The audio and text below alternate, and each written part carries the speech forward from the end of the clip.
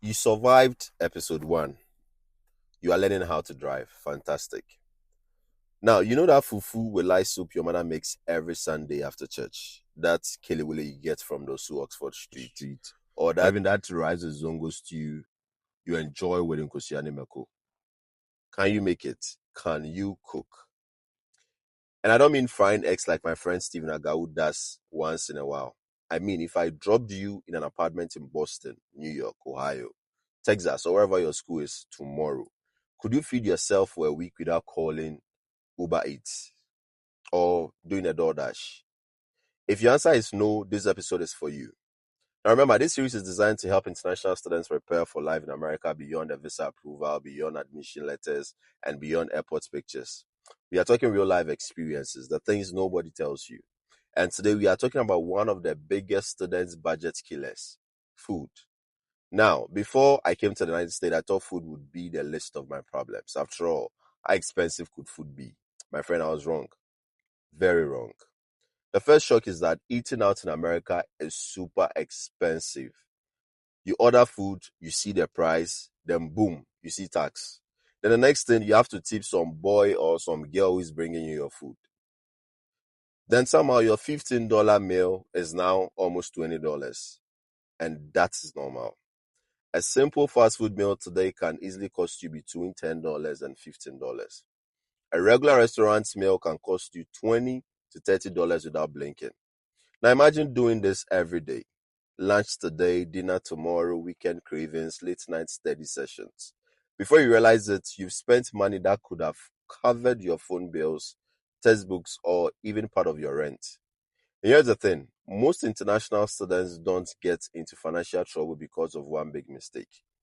It is the small daily expenses, coffee, snacks, takeout, delivery fees. Those little changes add up real quick. Which is why learning how to cook before you travel is one of the smartest things to do for yourself. I'm not asking you to become a chef. No. I'm asking you to become independent. Learn 5 meals. That is it. That's it. 5. Learn how to cook rice properly. Learn how to make pasta. Learn how to prepare chicken. Learn how to make eggs in different ways. Learn 1 or 2 meals from home that bring you comfort. Because there will be days when classes are stressful. There will be days when you are homesick. There will be days when you are questioning every life decision that brought you to the US. And one of those days, a plate of jollof, not the Nigerian one, wache, fried rice, banku, egusi, pepper soup, fufu, or whatever reminds you of home can do wonders for your mental health. Trust me, food is emotional, food is culture, food is comfort. Now, let me tell you the real student hack here. Meal prep. The students who seem to have their lives together are not necessarily smarter. Many of them simply cook ahead. On Sunday, they meal prep for 3 to 4 days. They portion everything into containers. When you're hungry, they just warm it up. No stress, no spending, no standing in line waiting for food. And when exam season comes, they thank themselves. One other thing, learn how to shop. As soon as you arrive, find the nearest African store or Asian market. You will thank me later. You will find ingredients from home. You will save money. And you will avoid paying ridiculous prices at some supermarkets.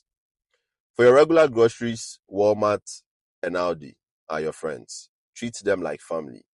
They will save your budget. Now, here's something nobody told me. Cooking is also one of the easiest ways to make friends here in the US. I have seen students become campus celebrities simply because they can cook. One pot of jollof, one tray of fried rice, one cultural food night, and suddenly everybody knows your apartment. Food brings people together. Conversations happen around food. Friendships are built around food. Communities are built around food. So no, cooking isn't just about survival. It's about saving money. It's about staying healthy, and it's about building community. And it's also about creating a little piece of home wherever you are. So before you land, challenge yourself. Learn 5 meals. Practice them. Perfect them. Because future you will be grateful. And trust me, your wallet will be grateful too.